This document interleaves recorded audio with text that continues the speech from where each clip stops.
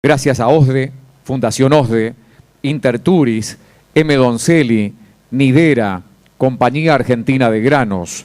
Gracias también a Bio4, ABM, Fidesur, Clínica del Sud, a Javier Montevecchio, a los amigos de Cantore. Gracias a Carlos Garro, a Curate Alma. Gracias Lunardi, a Estación Terminal Río Cuarto, a Tecón, a TOP, a Petite Automotores, a Perpetual, a la Municipalidad de Río Cuarto, a la Municipalidad de Las Higueras, a la Municipalidad de Berrotarán, a Ferretti, a Catpro, a Electrónica Musano. Gracias también Intercity, Vasqueto Nutrición Animal, AR y Asociados SRL. Gracias Iparraguirre Hermanos, a Motcor, Arquimus. Gracias Ortopedia GMRS Sociedad Anónima, a Telediario, a LB16 Radio Río Cuarto. Gracias al Diario Puntal, Barco, Bac Estudio, a Vitar Solariegas, a Ópera Hotel, a Casa Graci. Gracias a Punto Impresión, a Don Martín SRL, a Aceros Solaro, a Banco Galicia y también gracias a Eureka. Ya luego estaré también nombrando, mencionando a todas las instituciones y organizaciones no gubernamentales que avalaron la realización de este Congreso. Vamos a dar comienzo entonces al tercero de los paneles, y es Gobierno Abierto y Ciudad Inteligente, una nueva relación gobierno-sociedad. La modalidad será la misma que hiciéramos durante el transcurso de la mañana. Un moderador o moderadora y varios panelistas disertantes. Va a moderar, es abogada, especialista en Derecho Administrativo, Derecho de las Telecomunicaciones y Radiodifusión, con estudios en el diseño e implementación de políticas públicas. Se ha desempeñado en distintos cargos en la administración pública y ha sido consultora del Banco Mundial y de la Unión Internacional de Telecomunicaciones. También ha asesorado a distintas empresas en el ámbito privado. Actualmente preside la Asociación Civil Gobierno Abierto, que colabora con la Municipalidad de Río Cuarto en el diseño institucional de una política de gobierno abierto. Vamos a recibir en este escenario a la doctora Gabriela Larrauri. Gracias, doctora. Buenas tardes. Y ahora sí vamos a presentar a los disertantes. Le alcanzamos el micrófono, por favor, a la doctora Larrauri, mientras voy presentando a los disertantes que también van a ascender al escenario. Gracias, buenas tardes a todos. Buenas tardes, doctora. Muchas gracias por estar presente. Es abogado y docente universitario de la Universidad Nacional de Río Cuarto. Actualmente se desempeña como defensor del pueblo de la ciudad. Es un gusto recibir en este escenario al doctor Guillermo de Rivas.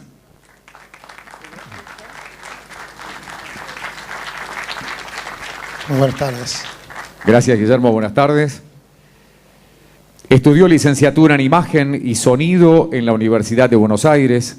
Fue secretario de la Agencia de Innovación y Gobierno Abierto de la ciudad de Bahía Blanca y presidente del Polo Tecnológico de la misma, implementando el proyecto Gobierno Abierto en el municipio.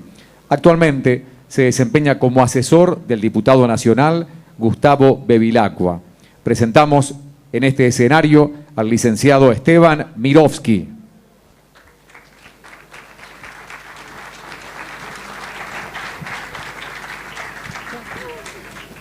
Gracias, Esteban. Bienvenido. Buenas tardes. Licenciado en Ciencias Políticas, egresado de la Facultad de Ciencias Sociales de la Universidad de Buenos Aires. Se ha desempeñado en el sector privado, público y también en la docencia. Fue coordinador del Plan Integral de Obra y Mantenimiento de Infraestructura Escolar y gerente de Datos Abiertos del Gobierno de la Ciudad de Buenos Aires. Actualmente se desempeña como director de Operaciones y Desarrollo de Negocios de Junar. Vamos a presentar sobre este escenario al licenciado Antonio Milanese. Antonio, buenas tardes, bienvenido. Bueno, buenas tardes a todos. Ahora que estamos todos juntos acá, voy a hacer una pequeña introducción. Es un honor y agradezco también la posibilidad a la Fundación 2030, que en realidad hemos venido haciendo desde la Asociación Civil Gobierno Abierto y con la Fundación un trabajo colaborativo para poder poner en agenda pública Gobierno Abierto, que tiene que ver con transparencia, que tiene que ver con participación ciudadana.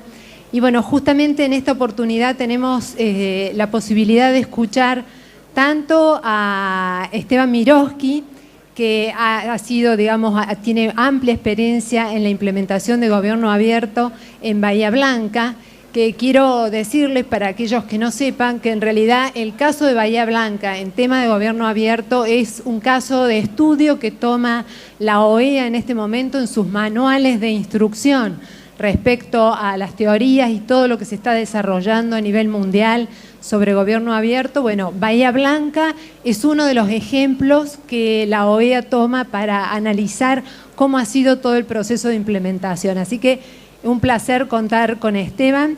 Y por otra parte, Antonio Milanese, que es representante de Junar, una de las empresas que se dedica justamente a proveer este tipo de plataformas y herramientas tecnológicas que se requieren para poder conseguir y tener datos abiertos, información pública disponible para los ciudadanos, y que esta información pública disponible para los ciudadanos sea accesible para poder participar, como tanto se ha reclamado desde el inicio de este Congreso, desde esta mañana. Creo que la palabra participación ciudadana ha sido uno de los ejes del Congreso, así que los dejo para que Esteban y Antonio les cuenten, uno más desde el ámbito político y otro desde lo técnico, cuáles son los desafíos del Gobierno Abierto.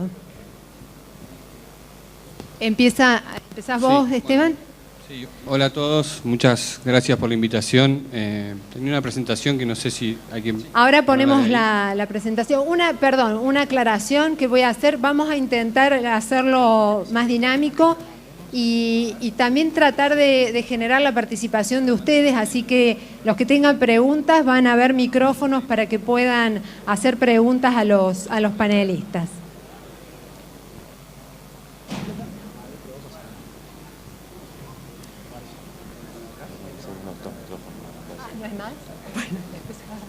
Bueno, hola a todos de nuevo, muchas gracias por la invitación. Siempre es bueno difundir lo que uno hace, más cuando tiene que ver con este tipo de políticas de Gobierno Abierto. Creo que son 20 minutos tengo, no sé, no me acuerdo cuánto. Bueno, antes que nada vamos a hacer una introducción de lo que para nosotros cuando arrancamos en Bahía Blanca nos significaba implementar una política de Gobierno Abierto, o qué era para mí cuando me pidieron que analice la posibilidad de hacer un programa de estas características. Para mí, Gobierno Abierto es un conjunto de políticas que todos los gobiernos, no importa si son municipales, provinciales o nacionales, deberían llevar adelante, basándonos en los tres principios que mencionaban recién: transparencia, participación y colaboración, y que todo esto se hace a partir de la apertura de información. Cuando hablamos de apertura de información, nos referimos a que toda la información que generan los gobiernos es pública, la gente tiene derecho a acceder a esa información, y que el límite de la publicación lo da la ley de habeas data. El resto es todo público. Y en este caso no hay que confundir ni transparencia ni apertura de datos con lo que generalmente todos conocen, que es la publicación de un presupuesto en un PDF en algún rincón de una página web. Nada de lo que se publica en PDF tiene que ver con apertura de datos ni con Gobierno Abierto. Esto es un poco técnico, pero la información tiene que estar pública en lo que se conoce como formatos reutilizables. ¿Qué es un formato reutilizable? Un formato que pueda ser leído por una máquina. Por ahí lo que más están acostumbrados a manejar es un archivo en Excel, pero bueno, existen estos formatos como archivos delimitados por comas o programas que permiten acceder a esa información a la gente que conoce más de tecnología y son programadores. Pero básicamente eso es lo que para nosotros era gobierno abierto en ese momento. Así que en julio del 2012 se decidió crear la Agencia de Innovación y Gobierno Abierto de la ciudad de Bahía Blanca, que tenía como objetivo implementar políticas de este tipo y tenía ciertas particularidades la agencia. Primero, que la agencia tenía rango de secretaría y era transversal a todas las áreas de gobierno, con las facultades de acceder a cualquier sistema que exista dentro de la municipalidad sin autorización de ningún otro secretario. Esto no se hizo por una cuestión ni de poder ni de nada por el estilo, simplemente fue para agilizar los procesos de publicación de información y poder hacer el programa que nosotros queríamos. Vamos a hablar un poco de las herramientas que se crearon, ahora cuando arranquemos acá. Si es que funciona la computadora. Perdón, puede fallar.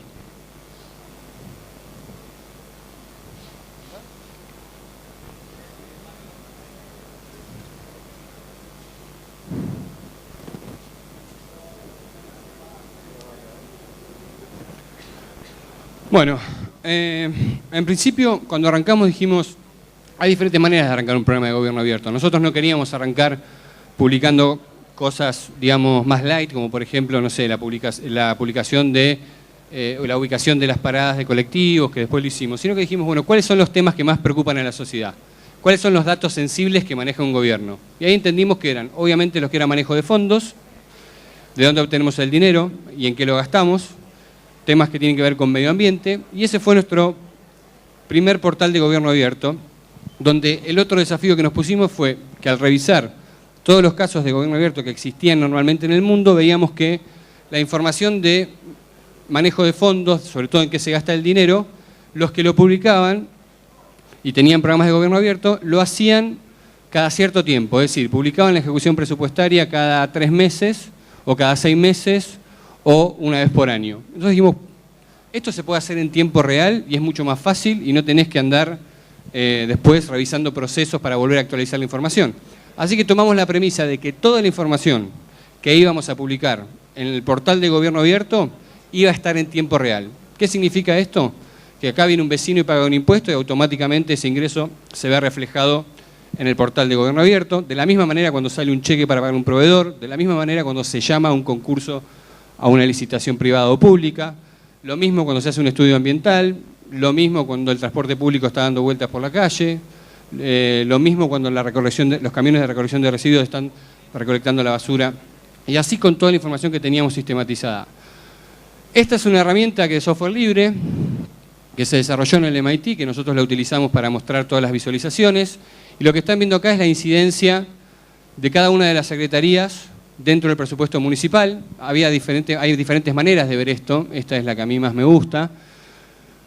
Y lo que te permite esto es ir metiéndote dentro de cada secretaría hasta llegar al nivel de en qué gasta el dinero, si se lo gastan en personal, en bienes de uso, en servicios y demás, y cuando uno se mete en cada una de esas, de lo que se conoce como partidas presupuestarias, llega hasta la orden de compra específica de, por ejemplo, si hicieron una calle o asfaltaron una calle, a qué empresa se le adjudicó, por qué monto, quiénes participaron de esa compulsa de precios, cuando se compra una computadora lo mismo, quiénes participaron, por cuánto se pagó y demás, ¿no? Es como un árbol que uno se va metiendo hasta llegar al detalle específico de cada una de estas secretarías.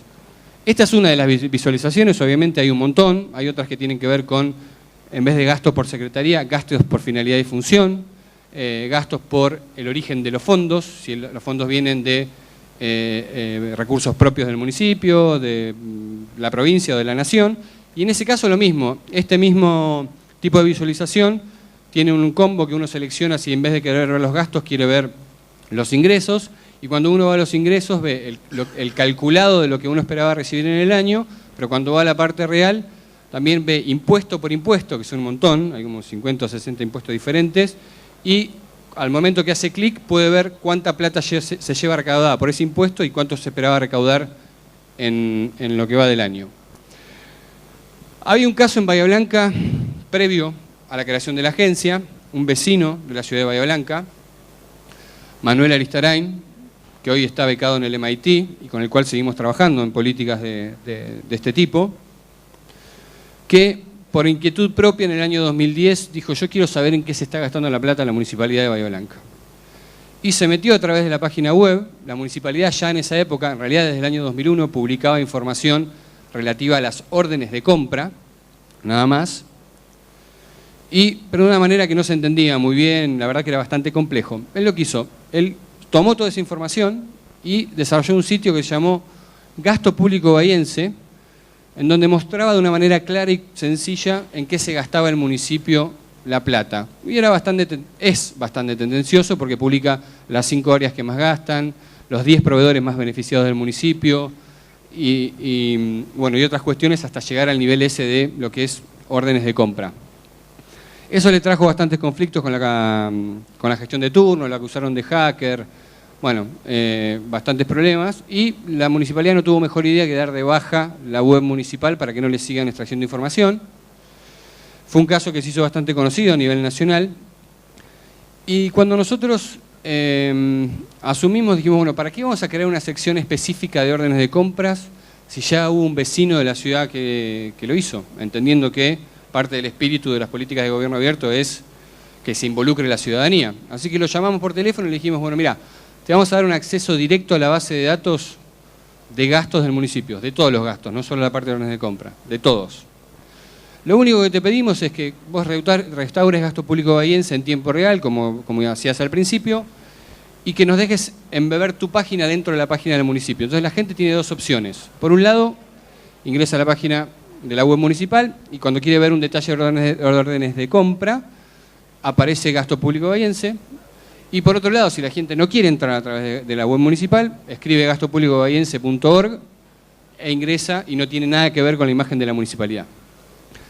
¿Por qué hicimos esto? Porque lo que comentaba recién, hay un ciudadano que lo hizo, es parte de la política, pero también uno que no venía de la política, que venía de la parte privada, a medida que fuimos avanzando, y tampoco es que me tomó 3 meses darme cuenta, me di cuenta en 48 horas. En el momento que yo empecé a ocupar un cargo político me convertí en corrupto de la noche a la mañana, no sé por qué. Pero desde el momento que yo ocupé un cargo político ya había comentarios de cosas que tenían que ver con corrupción. Y eso es producto de los que ocupamos cargos políticos, venimos sembrando las últimas décadas. Y creemos que esta es una manera de empezar a cambiar la imagen que tiene la gente de los políticos, no siendo un problema solo de Argentina, sino generalmente a nivel mundial. Y entendimos que involucrando terceros que no tienen que ver con la política, lo que hacemos es legitimar el proceso de apertura porque a nosotros no nos creen. Es muy diferente si el gobierno cuenta una película a que si yo tengo que filmar una película con esa cámara, voy a hacer una película que va a tener mi sello, pero si yo la cámara se la doy a Antonio y él tiene que filmar esa película, seguramente su película va a ser diferente que la mía. Entendimos eso y dijimos, ok, de acá en adelante todo lo que tenga que ver con datos sensibles, vamos a involucrar a un tercero que no tenga militancia política, que sean apartidarios y demás, que legitimicen que lo que estamos haciendo de apertura lo estamos haciendo bien. También publicamos todas las declaraciones juradas. En los tiempos que corren, cuando alguien pregunta, yo no puedo creer que todavía se sigan preguntando por qué los políticos tienen que presentar una declaración jurada o tiene que ser secreta y se tiene que abrir solo cuando hay un problema. A ver, siglo XXI, manejamos fondos públicos, no hay discusión en ese tema. Así que nosotros ahí publicamos las declaraciones juradas de todos los que ocupamos cargos políticos y fuimos un poquito más allá. Esto bien era más voluntario que otra cosa, pero ahora yo estoy asesorando también otro gobierno en Colombia y ellos lo hicieron obligatorio, que las tarjetas personales del dorso tienen un código QR que cuando uno lo escanea con un celular, automáticamente se abre la declaración jurada de ese funcionario y la tienen que presentar cada 6 meses. Otra de las herramientas creadas fue Bahía Blanca tiene un polo petroquímico muy importante, uno de los más importantes de Latinoamérica. Hace como 15 años hubo una explosión en una planta y hubo una nube de cloro que por suerte el viento soplaba para el mar, si no, si soplaba para el lado de la ciudad se hubiese muerto mucha gente.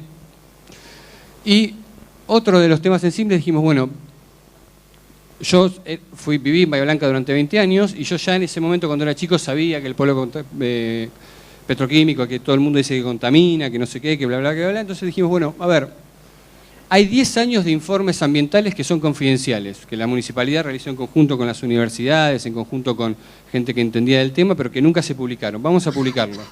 Nos costó bastante tiempo convencer a las universidades y a todos los involucrados en publicar esta información, pero cuando me entregaron toda la información, obviamente yo no entendía nada de lo que estaba viendo. Calidad de aire, impacto acústico, vuelco de efluentes a la ría con análisis de metales pesados, una cuestión que para mí era chino básico.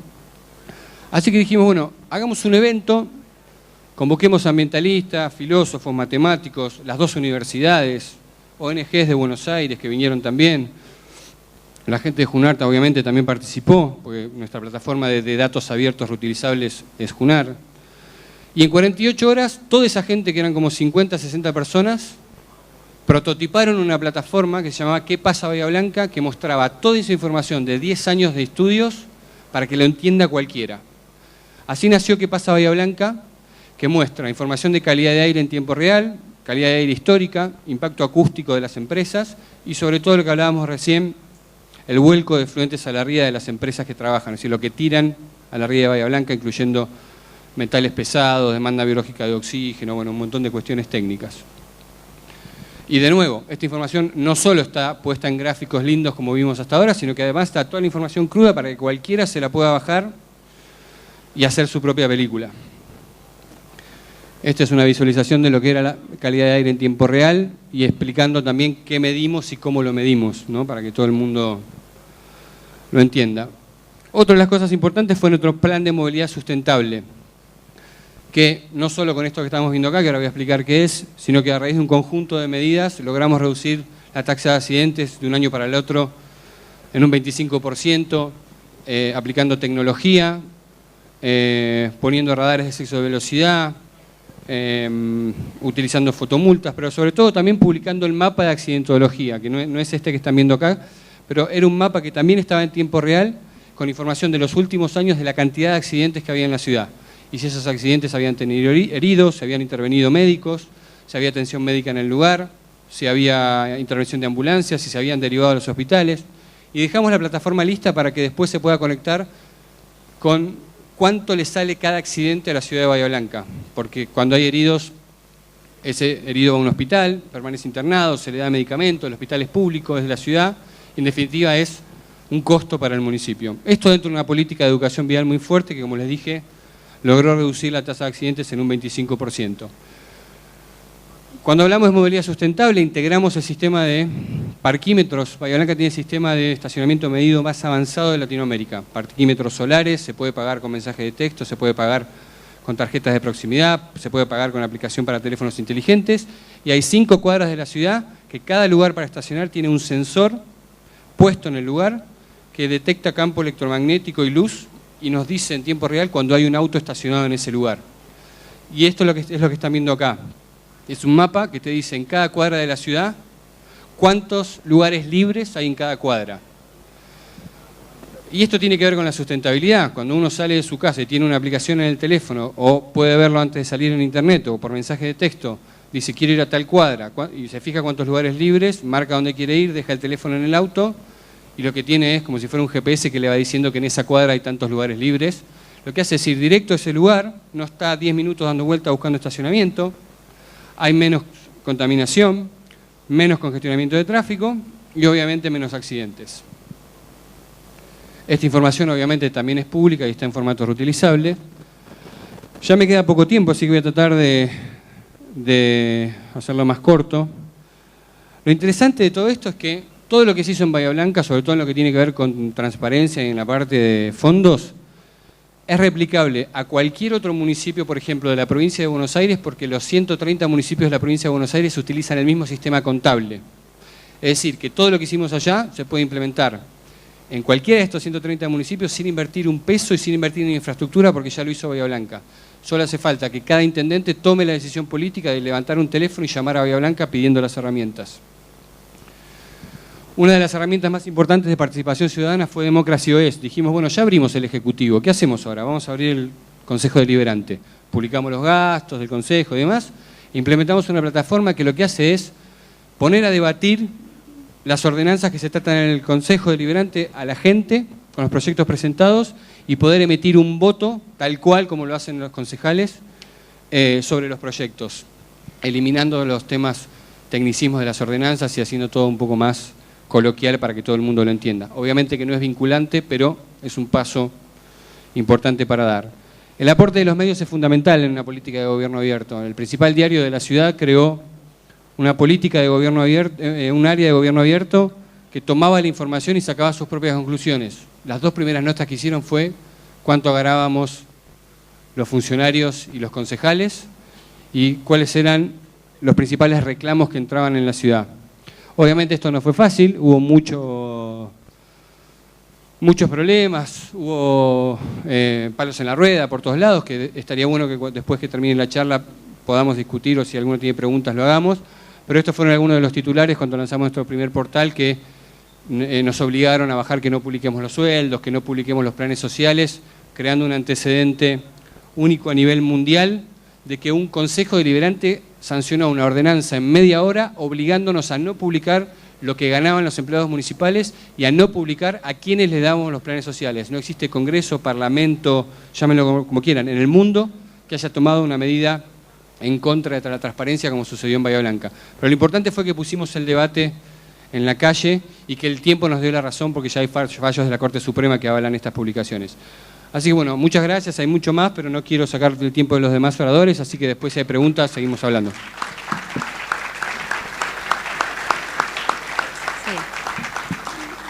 Gracias, Esteban. Ahora vamos a seguir con Antonio, que es de Junar, y sí, si es posible, después hacemos un ratito de preguntas para enriquecer este debate. Hola. Bueno, claramente lo que hicieron en Bahía Blanca es... Sí.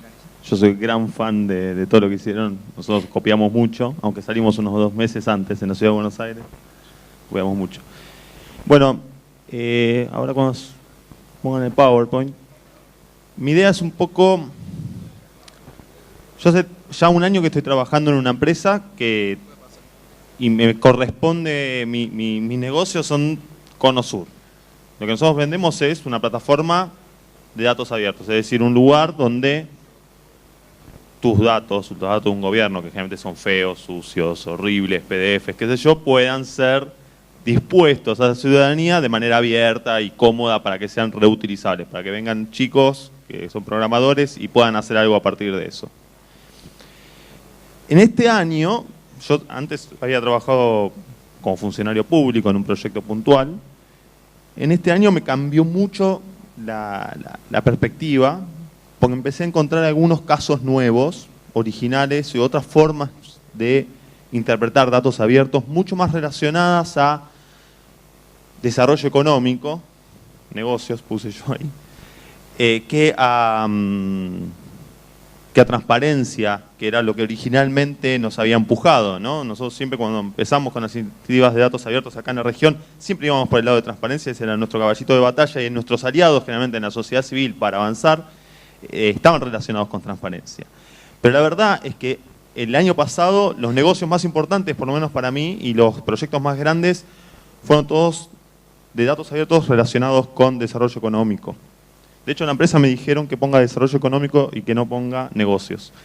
Digo, y después en las charlas que vi hoy a la mañana me di cuenta que acá es como la sociedad civil está bastante madura para poder hablar de colaboración público-privada, que en Argentina generalmente es bastante difícil.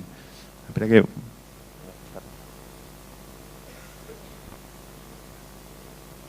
Bueno, estos son para lo que yo he mamado de los datos abiertos en estos primeros años.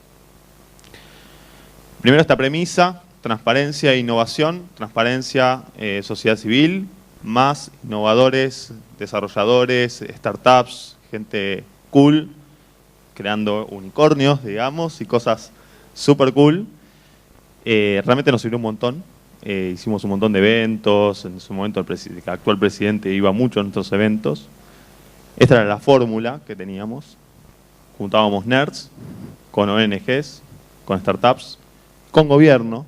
Y esto, digo, parece que lo estoy despreciando, pero no es así. O sea, cuando estos nerds, como él, se metían en el gobierno, producían cosas muy, muy, muy interesantes, ¿entendés?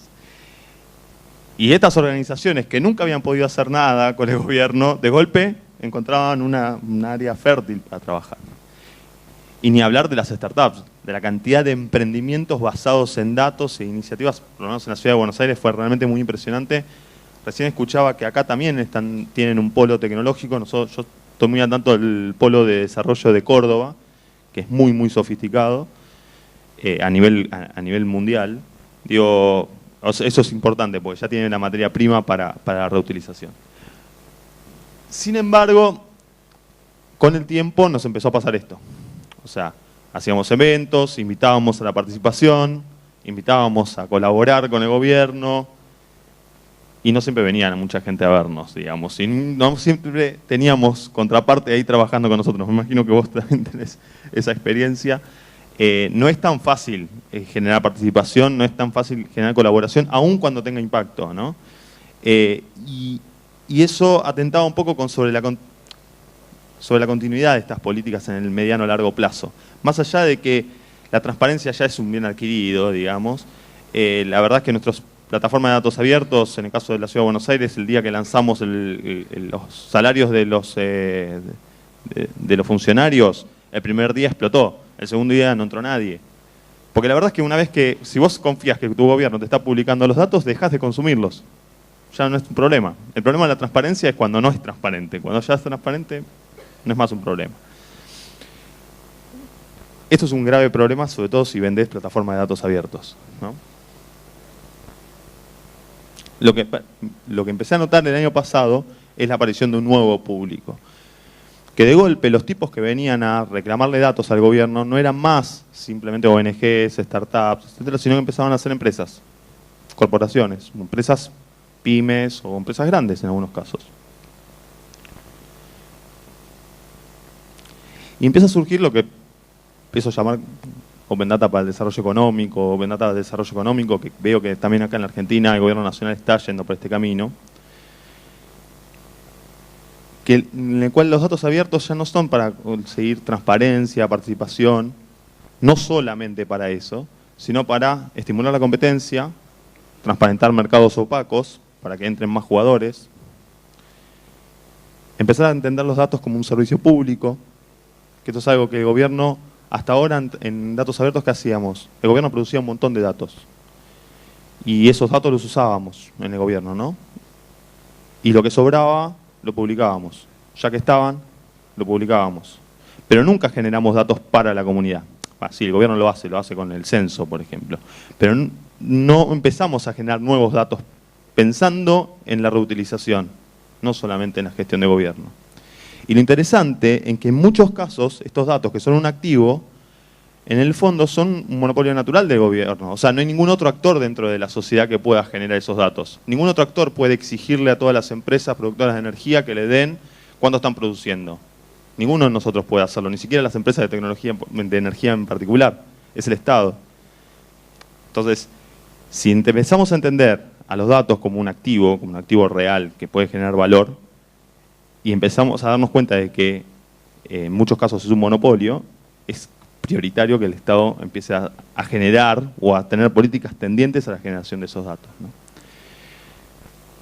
Y bueno, y por último la eficiencia que tiene mucho que ver con la transparencia. O sea, al tener un gobierno más transparente, la incertidumbre es mucho menor y es mucho más atractivo para invertir. Eso es como es obvio. De hecho, esto ya viene siendo trabajado en Estados Unidos. Esto es Open Data 500, que es una iniciativa que tiene la Universidad de Nueva York, que fue la primera en hacerlo, que lo que empieza a hacer es calcular quiénes están usando los datos hoy, de los datos que hoy el gobierno americano está publicando. Entonces está haciendo en México, en varios países, en Argentina todavía no.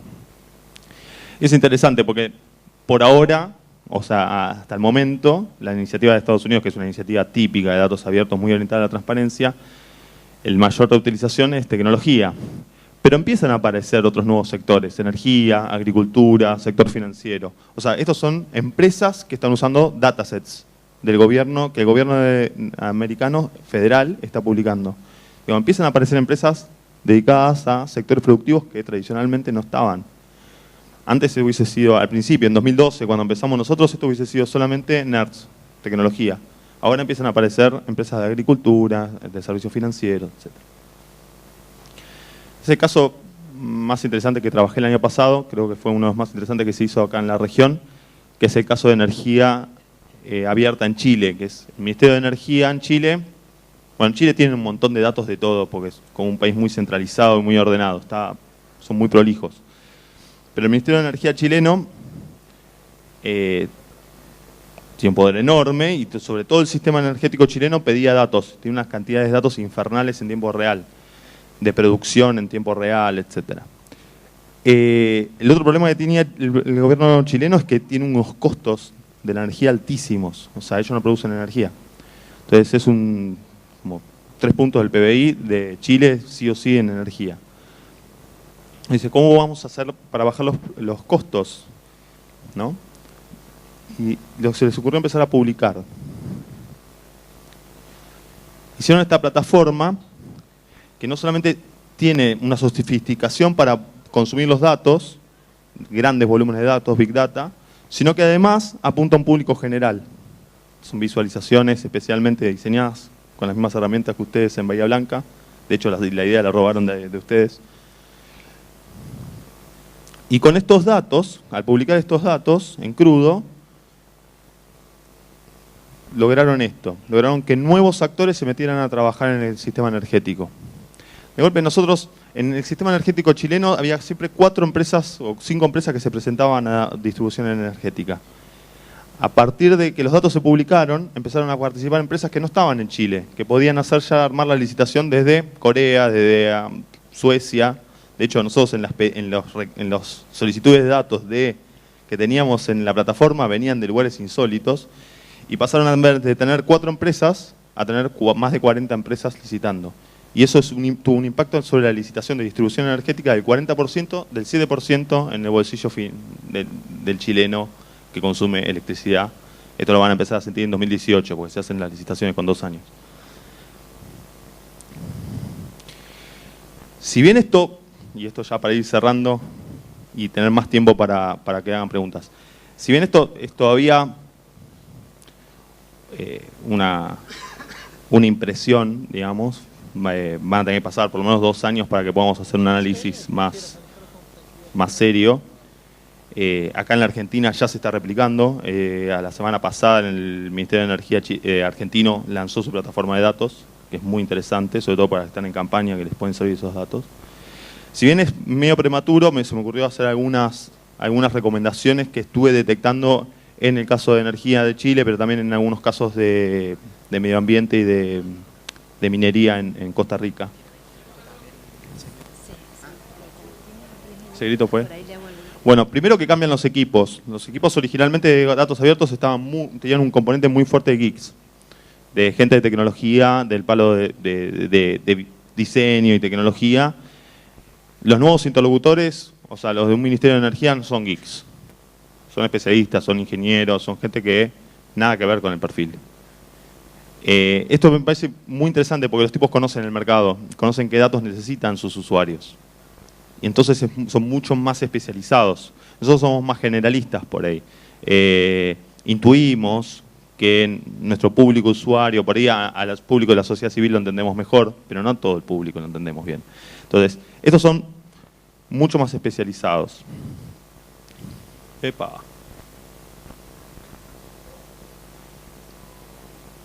Bueno, esto va en línea a lo mismo. O sea, empiezan siempre con relevamientos. Ya no publican todos los datos que tienen, sino que primero preguntan a sus stakeholders, a su comunidad, qué datos necesitan. Y hacen el esfuerzo sobre esos datos. Porque en algunos casos van a requerir de un esfuerzo del Estado para producirlos, si esos datos no existen. El tercer punto, que fue un poco un lema, no sé si tanto en Bahía Blanca, pero para nosotros en Ciudad era un lema, era esta lógica de startup, de fallar rápido, ¿no? Y barato, esta idea de beta. De hecho, muchas plataformas de datos abiertos hoy día tienen el beta arriba. Es algo muy, muy del palo nuestro.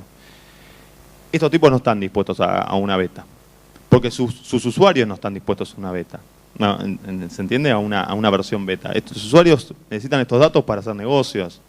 No van a aceptar que se caiga la plataforma, que cambies la estrategia o que cambies el estándar. Eso hay que definirlo de antes, es como un trabajo mucho más en serio, digamos, una cosa así. Bueno, y lo otro, el cuarto, el no ser tan purista. Las iniciativas de datos abiertos al inicio siempre fueron muy puristas con respecto a los formatos, que tenían que ser abiertos, etcétera.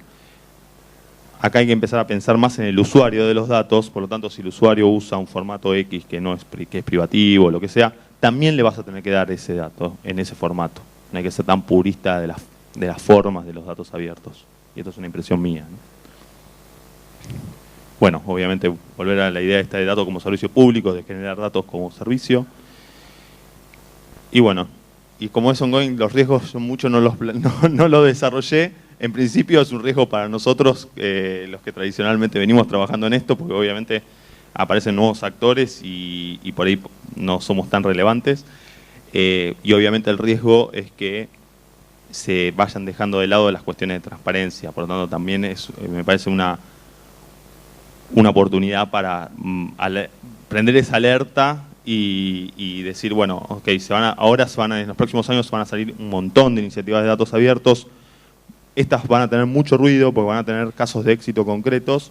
Ojo, metámosle siempre en la agenda la cuestión de la transparencia. Bueno, muchas gracias. Espero que puedan hacer preguntas. Antonio, como nos quedan 5 minutos de tu tiempo, pensaba que a lo mejor sería interesante, antes de que empiece Guillermo, que nos contaras desde lo tecnológico, ya que ustedes son específicamente los que implantan las herramientas y las plataformas para abrir datos. Digamos, ¿cuál es, en tu opinión, el desafío más importante que municipios más chicos, digamos, que todavía están iniciando el camino de poner su información y abrir datos? ¿Cuál te parece a vos que deberían ser los desafíos que hay que atender prioritariamente en una etapa inicial de este proceso de gobierno abierto? Bueno, desde un punto de vista tecnológico no me parece que haya muchos desafíos. O sea, hasta nuestra plataforma es muy sencillo porque está en la nube y no tenés que instalar nada ni nada. Pero hay herramientas. Pregunto, las plataformas son una cosa muy costosa, llevan mucho tiempo. No, claramente, o sea, en el caso de Junar nosotros vendemos una plataforma que está en la nube. Por lo tanto, la implementación es inmediata. O sea, en el momento que se decide implementar, se hace y con capacitaciones y con todo el resto estarán en un mes arriba. Además, el problema es tener los datos, digamos. Claro, pero eso me parece, ahí me parece que es lo importante. Generalmente los datos existen. Los datos para salir existen, que son de transparencia. Presupuesto, todas esas cosas las estamos publicando. Las están publicando por ahí mal, feo, pero están. Después sí, en una segunda etapa hay que pensar una estrategia que tenga que ver con las particularidades de tu ciudad y qué datos, y de tu comunidad, y qué datos son relevantes y qué datos no. Y eso se descubre un poco al andar. Por ejemplo, en la Ciudad de Buenos Aires el dato más consultado de todos, pero por lejos, eran los árboles. Listo, un censo arbolado, pero por lejos. Después cuando vos vas a los reclamos de 311 de Buenos Aires, el 80% de los reclamos son por arbolado. O sea que cada ciudad tiene sus particularidades, ¿no? Y en cada ciudad que trabajamos tiene sus particularidades. Pero para lanzarse con lo que uno ya generalmente está publicando y con lo que uno ya tiene, alcanza. Son 10, 12 datasets claves. Está bien, no van a ser en tiempo real como hicieron ustedes, tendrán un montón de cuestiones, pero ya podés lanzar, incluso desde el punto de vista político yo considero que es casi un quick win. O sea, rápidamente vos podés mostrar un éxito. Y sí, siempre que vos, la idea de Junar es que evitarte todo el esfuerzo de desarrollo y en algún punto ser más económico que armar un equipo de desarrollo para armar tu propia plataforma y publicar los datos. Es un poco la idea, por eso nuestro mercado a nivel local es muy, muy grande. O sea, la mayoría de los municipios o las localidades en la región usan Junar. Y en Estados Unidos también, o sea, Palo Alto, todas las de Silicon Valley usan Junar. Porque es más económico y es más rápido. Pero principalmente yo diría como recomendación es salir rápido, hacer mucha comunicación, un ruido fuerte de comunicación, tener una victoria rápida con los datos que ya tenemos. Y después, inmediatamente después de eso, empezar a pensar con la comunidad cuál es la estrategia concreta que vas a tener. Gracias, Antonio. Bueno, estamos bien con los tiempos, así que le damos la palabra ahora a Guillermo de Rivas, el defensor del pueblo, que tiene también una vasta experiencia en tema de participación ciudadana y sobre todo comunicarle a los ciudadanos cuáles son sus derechos. Bien, muy buenas tardes a todos.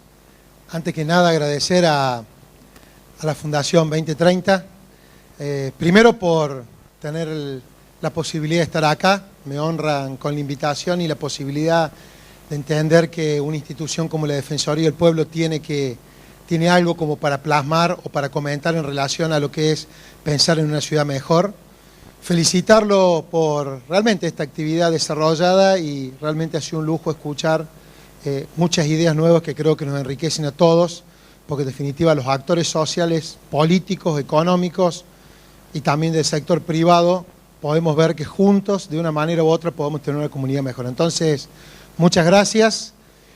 Y en este panel de gobierno abierto, pero principalmente un tema que tocó y en el cual nos han convocado, le quiero decir cuál es la premisa a los fines de que sepamos cuál es la idea de transmitir, que tenía que ver la nueva relación de gobierno con sociedad, gobierno con comunidad.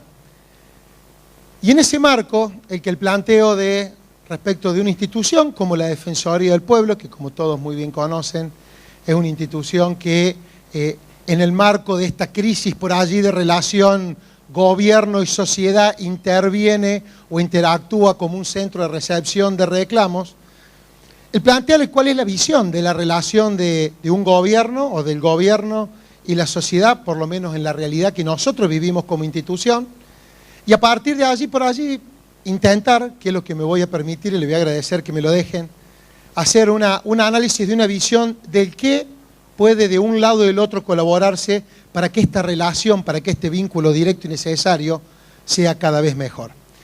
Y para poder poner en verde lo que pensamos de un Río Cuarto 2030, también es bueno desde nuestra institución decir desde dónde se partió como Defensoría del Pueblo y cuál fue el punto de inicio.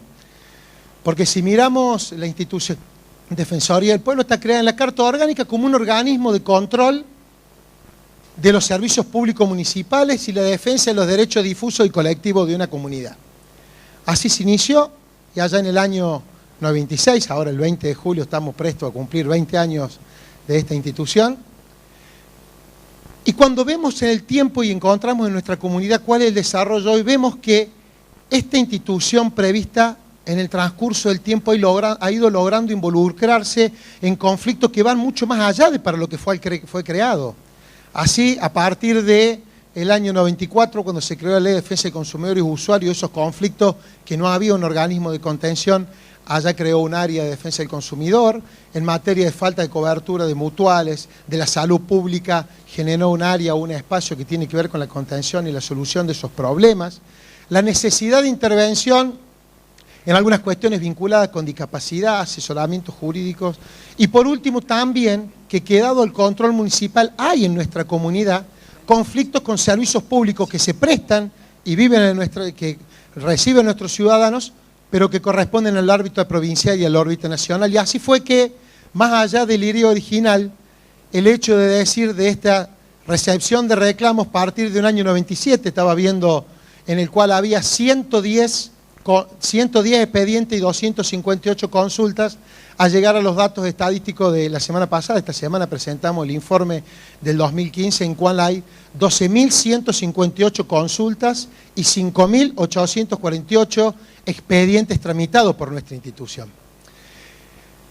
Y allí están donde justamente es la visión de cuál es esta relación y el porqué de este crecimiento, para aportar si existe una crisis en la relación de gobierno y ciudadanos, en esta necesidad de intervención que por aquí yo me preguntaba a los fines de compartir con ustedes si realmente esto se debe únicamente por falta o deficiencia del Estado en la prestación, el reconocimiento de derechos de los ciudadanos, este crecimiento de la institución?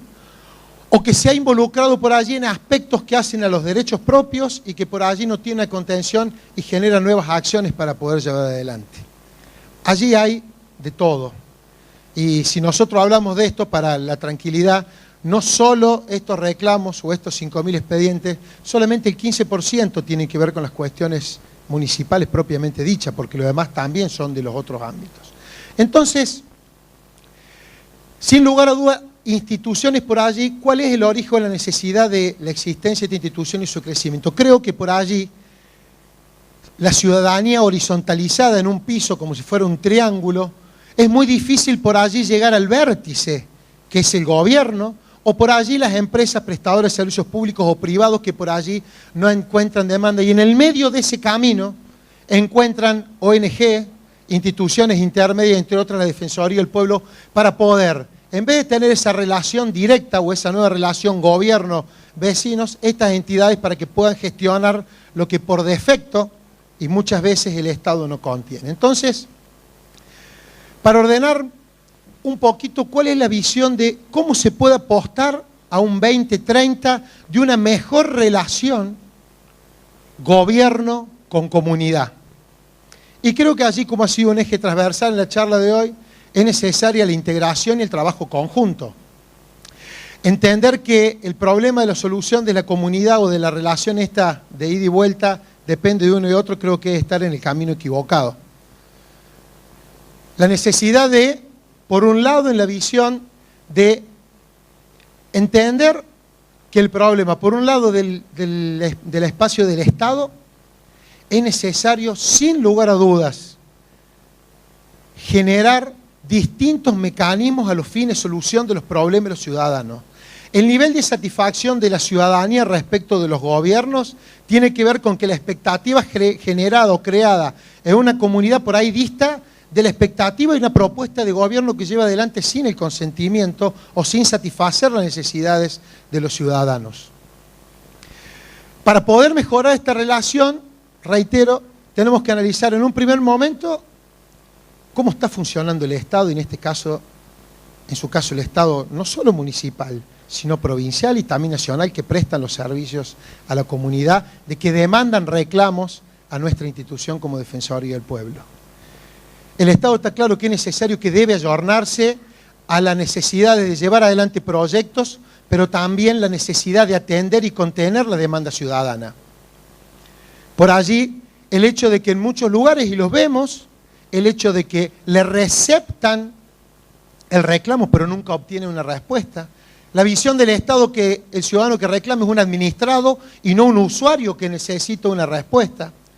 Por allí muchas veces se da la respuesta formal a través de una nota que se va a resolver, pero vemos que en la práctica no se ejecuta y quedan papeles y promesas de solución de problemas cotidianos, o muchas veces también el Estado, en las distintas áreas, lo derivan de un lugar a otro en esta atomización que por ahí tenemos de áreas y funciones y multiplicación de espacio físico en una comunidad que en definitiva el ciudadano no sabe dónde recurrir y por eso llega a una institución como la Defensoría del Pueblo.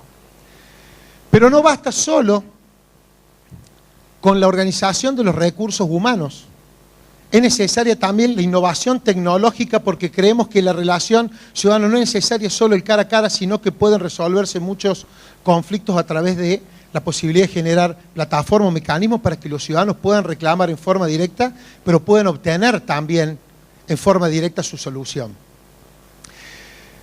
Detrás de esto es necesario también, si no se tiene la percepción, como estamos observando por allí en determinados estamentos, reitero, municipal, provincial y nacional, que por allí la estructura va desde el Estado, va de acuerdo como ellos consideran que tiene que estar estructurado y no en los lugares que tienen que reforzar para resolver los problemas.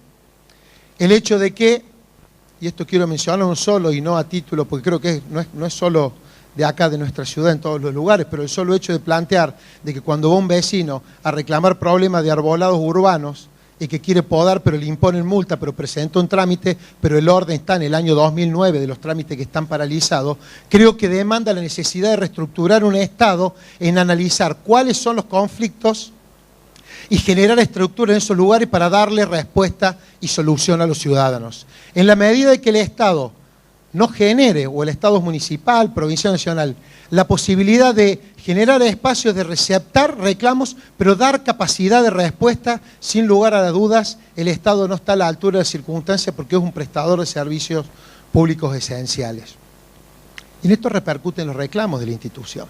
Entonces, sin lugar a dudas también, en una localidad como la nuestra, es necesario, porque lo hemos visto por experiencia con algunas políticas que hemos llevado adelante, la necesidad de la descentralización, la necesidad de la atención y de estar la institución más cerca de los ciudadanos, no en un proceso de centralización como hoy quizás tenemos, sino la necesidad de descentralizar los barrios para que la respuesta y la posibilidad del ciudadano esté cara a cara para obtener, ante su petición, la posibilidad de no solo obtener respuestas, sino también la solución a sus problemas. Pero sería muy fácil analizarlo, de como estamos viendo nosotros muchas veces los reclamos en nuestra institución Defensoría, de que no solo también el problema es en el Estado, o de mejorar esta relación, porque muchas veces, si en el Estado no cuenta con la participación activa por parte de la ciudadanía, sin lugar a dudas no va a ser un mejor Estado o un mejor gobierno.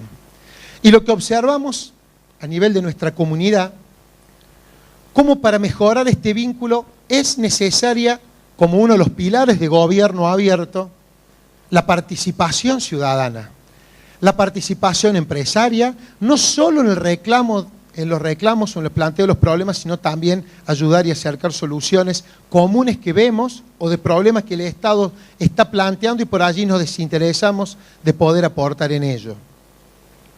En la problemática de la ciudadanía encontramos dos situaciones, por lo menos desde la Defensoría del Pueblo, en la recepción de reclamos para trasladarle al Estado, que son notorias y creo que es importante transmitirlo acá. Por un lado, observamos la falta de formación ciudadana y de ciudadanos preparados en conocer cuáles son sus derechos y ejercerlos. Gran parte de los reclamos o las consultas, los planteos que se hacen en nuestra institución, por ejemplo, el caso de jubilados que le llegan reclamos de impuestos atrasados cuando viene a la institución, simplemente se le informa que ellos están en condiciones de estar eximidos. Muchos ciudadanos que por allí pagan su transporte con personas con discapacidad sabiendo que tienen el derecho, tendrían el derecho de viajar en forma gratuita. ¿Cuántos otros ciudadanos, por ejemplo en el caso del PAMI, que muchos son atendidos en el hospital público, pero cuando lo coteja una persona jubilada que no sabe que para poder obtener el servicio de PAMI tiene que estar reempadronado? Es una situación en la cual es necesario que del Estado, para mejorar esta relación, primero, grandes de las carencias que tienen estos ciudadanos es por el desconocimiento de los derechos que tienen. Siempre nosotros decimos que no hay nada más injusto para un ciudadano que no se le reconozca un derecho, que reclame por un derecho que debería tener. Pero no hay nada más cruel que alguien que tiene una necesidad teniendo un derecho no lo conoce que lo tiene. Entonces, creo que la formación de ciudadanía a través de capacitación y charlas vinculadas con los derechos de los ciudadanos, la relación de estar más cerca en política, como hemos hecho de la Defensoría, un simple manual del vecino de qué derechos tiene y cómo ejercerlo, la Defensoría más cerca, en charlas de cómo saber derechos, es una parte importante. Y creo que en eso va a mejorar la relación en cuanto los ciudadanos sepan cuáles son los derechos que tienen. Pero por otro lado, y un poco para ir terminando, tiene que ver con el último aspecto, que es la necesidad de que los ciudadanos se sientan activos y parte del mejoramiento del funcionamiento del Estado. Muchas veces la omisión en nuestro actuar, aún desde el control, hace que el Estado siga haciendo lo que quiera. Muchas veces, y detectamos, es necesario generar un cambio de compromiso de pasar de la queja al reclamo. Porque la queja simplemente es decir lo que está mal hecho, pero en los registros del Estado por allí no aparece ningún antecedente del por qué cambiar una conducta si no existe en expediente. Y eso lo observamos en la Defensoría. Por allí, en un montón de reclamos o de temas comunes en nuestra comunidad que atacamos a la municipalidad por la falta de prestación de determinada o deficiencia de prestación de servicios públicos, pero al momento de ver cómo el ciudadano pidió, reclamó y exigió su derecho, simplemente, no, ¿qué voy a ir? No voy a perder el tiempo. Un ejemplo claro de esto, hace tiempo, el año pasado, como siempre hablan del funcionamiento de los celulares, vieron que siempre es una queja, y el año pasado hicimos una encuesta ciudadana, y el 80% dijo que tenía problemas, resultó que tenía problemas respecto al funcionamiento de sus celulares. Al momento de transmitirle y preguntarle qué es lo que había hecho, solamente el 40% había hecho el reclamo en su empresa. Y por último, solamente el 3% había hecho un reclamo, un ente regulador para que le impongan sanciones a esa empresa que no le había prestado el servicio público. Caso muy reciente, hace poco, en Río Cuarto, como muchas veces aún hasta vulnerándonos los derechos, por allí simplemente hay una queja, pero no efectuamos un reclamo, nos quedamos pasivos. El tema en el caso del transporte público urbano, cuya tarifa era de 9 pesos con 60, pero al no haber cambio, a todos los ciudadanos le cobraban 10 pesos. Y fueron más de 5 meses de ciudadanos pagando más de lo que correspondía por un problema de infraestructura, y hubo alguna queja, algún comentario en conflicto, pero no hubo una decisión durante 5 meses realmente poder plantearlo, que de hecho en la Defensoría lo tomamos de oficio y lo planteamos para que efectivamente se resuelvan situaciones como esta o de esta naturaleza. Entonces, entendemos que es necesario, desde el punto de vista del ciudadano, para mejorar esta relación, cuando tenemos un inconveniente, pasar de la queja al reclamo para que el Estado responda sus demandas y el incumplimiento de sus derechos. Pero por otro lado también, y no desde la visión de la crítica, y creo que celebro lo que hoy se está haciendo, también para poder cambiar la relación de la sociedad con el gobierno, es necesario de pasar de la idea a la propuesta. Siempre se escucha que todo el mundo tiene una idea buena o una idea superadora, pero es necesario que los ciudadanos acompañemos a los gobernantes en este arte de llevar adelante políticas y con la posibilidad de participación, con gobiernos abiertos, llevar estas ideas a propuestas concretas de lo que consideramos en nuestro lugar. Por eso, sin lugar a dudas, pensando en un Río Cuarto 2030 y en la función de una institución como la Defensoría del Pueblo, así como hice la historia, uno tiene que pensarla que mejorando ambos de estos aspectos, organización del Estado y la comunidad generando una conducta activa, sin lugar a dudas, entiendo que una institución como la Defensoría del Pueblo en el año 2030 va a estar, sin lugar a dudas, consolidadas. Pero ojalá que sea planteando la necesidad de generar respuesta a problemas nuevos y que no que sigamos encasillados en buscar respuestas de problemas que hace 20 años que no se resuelven y que tienen una solución directa. Muchas gracias a todos ustedes. Muchas gracias, Guillermo. Bueno, no sé si vamos a tener mucho espacio para preguntas porque estamos muy cortos con los tiempos. Me gustaría hacer un cierre y ese cierre, en realidad, quiero mencionar algunas cosas que se han dicho esta mañana, porque la verdad es que este espacio de gobierno abierto de alguna manera resume muchas de las cosas que hemos venido hablando. En todos los paneles se habló de participación, de la necesaria participación ciudadana, se habló de la necesidad de agregar valor, de innovar, de articulación público-privada, de datos, de apertura de información, y gobierno abierto es todo eso, es participación ciudadana, no solamente en quejas y reclamos, sino el ciudadano colaborando activamente en el proceso de elaboración de políticas públicas. Y para esa participación, sin dudas, lo que se requiere es contar con información y información relevante.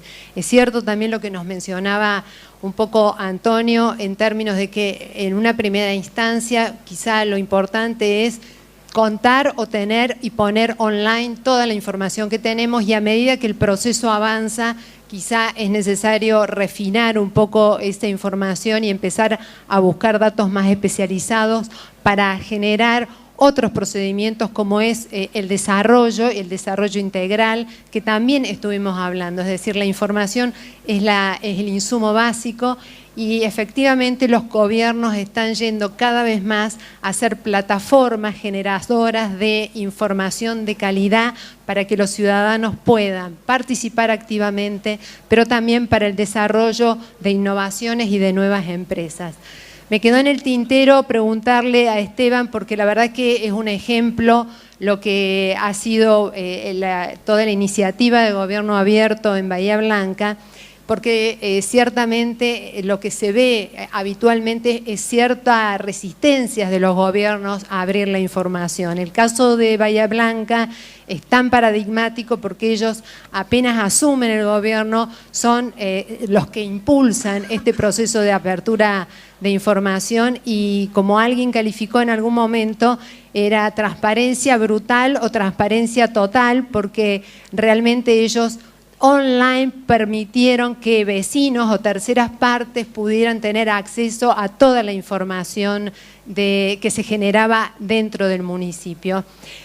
No sé cómo habrá sido la respuesta ciudadana, es decir, porque en realidad en esta nueva relación de ciudadanos y Estado, es cierto que una parte importante es el Estado, pero la otra parte importante es el compromiso ciudadano. Si los ciudadanos no controlan, no analizan, no cruzan la información, tampoco generamos todo el valor agregado y toda esta inteligencia colectiva que significa avanzar en el proceso de gobierno abierto. No sé si nos queda quizá un minutito más para que nos cuentes algo de eso y cerrar el panel. Te doy este micrófono. Sí, yo creo que, a ver, no hay que volverse loco con el tema tampoco de la participación ciudadana en el sentido de que cuando nosotros abrimos los datos pensamos que íbamos a tener de las 350.000 personas que tiene Bahía Blanca, 349.000 iban a participar. Eso no sucede. Por un montón de cuestiones. No sucede porque después con el diario del lunes me pongo a pensar de que una persona que trabaja normalmente, que no se siente representada por un partido político, que no milita, que no pertenece a ninguna organización, a ninguna ONG, a ninguna, no sé, no es investigador de ninguno de los temas que uno quisiera que investiguen, llega a las 7 de la tarde a la casa, tiene 1 hora y media para estar tranquilo antes de cenar con la familia, lo que sea, y dice, uy, voy a ver en qué se está gastando la plata de la Municipalidad de Bahía Blanca. A ver, no le importa. Por más que después se queje, lo que hablaba un poco Guillermo, ¿no? Es decir, verdaderamente no le importa.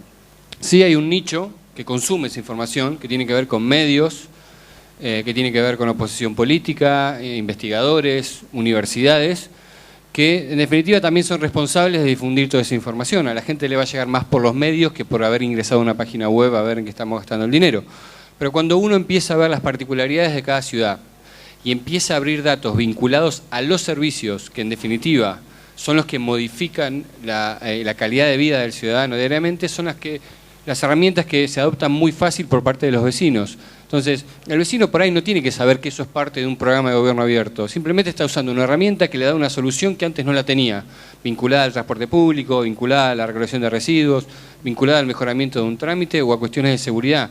Así que no hay que volverse loco en el sentido de que, bueno, yo abrí todos mis datos vinculados a la transparencia y no tengo vecinos que consuman esa información. Para cada dato hay un nicho de gente que lo va a utilizar.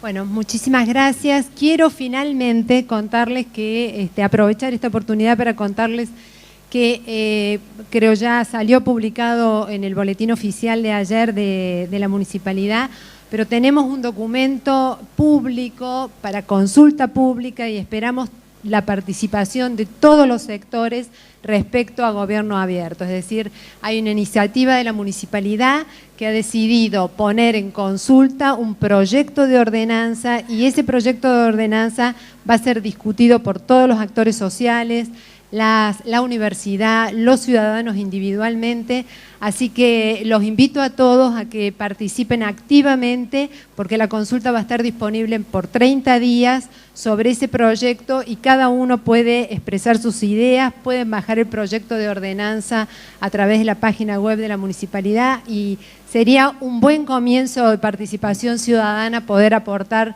todas las correcciones, modificaciones o sugerencias a ese proyecto de ordenanza que queremos elaborar en conjunto con toda la ciudadanía. Muchas gracias a todos. Me olvidé de darle los regalos, así que se los voy a dar ahora uno por uno. Gracias, Guillermo. Gracias, Antonio. Gracias. Y este otro, no sé si es para mí o a quién se lo doy, pero bueno, supongo. ¿Dónde están los organizadores? Ah, este es mío. Bueno, muchas gracias a todos y espero que lo que hemos empezado acá a discutir, que tiene que ver sobre todo con la participación ciudadana, siga siendo un ejercicio cotidiano. Gracias. Muy bien, muchas gracias. Ese es para usted, Gabriela, ese regalo también. Gracias, Gabriela Larrauri.